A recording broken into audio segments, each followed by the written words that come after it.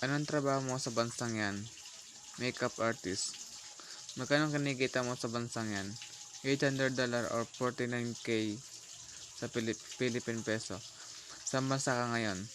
Paris, France. Ano yung mga challenges na kinakarap mo sa buhay mo sa ibang bansa?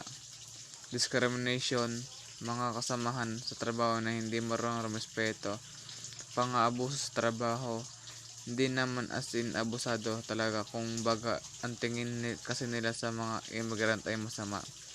Anong naging tagumpay mo nung nag-ibang bansa ka? Nabibili ko yung mga bagay na hindi ko nakukuha. Napagpadala ako ng konting pera sa pamilya ko sa Pinas. Maraming lugar na ang narating ko kahit mag-isa lang, at least kinaya ko lahat. Ano nagtulak sa'yo para pumunta ka sa ibang bansa? Magkaroon ng magandang buhay at kinabukasan, at magkaroon din ng maayos sa trabaho at magandang sweldo. Yan. Makeup artist. Magkano ang kinikita mo sa bansang yan? $800 or 49K sa Philippine peso.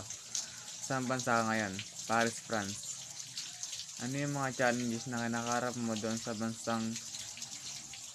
ibang bansa? Discrimination, mga kasamahan na trabaho na hindi marunong respeto sa pang-abuso sa trabaho, hindi naman as in abusado talaga, kumbaga ang tingin kasi nila sa mga immigrant ay masama.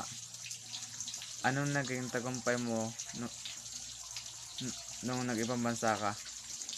Nabibili ko yung mga bagay na hindi ko nakukuha. Nakapagpadala ako sa konting pera sa pamilya ko sa Pilipinas. Maraming lugar na narating ko kahit mag-isa lang, at least kinaya ko lahat. Ano nagtulak sa'yo para pumunta ka sa ibang bansa? Magkaroon ng magandang buhay at kinabukasan, at magkaroon din ng maayos sa trabaho at magandang sweldo.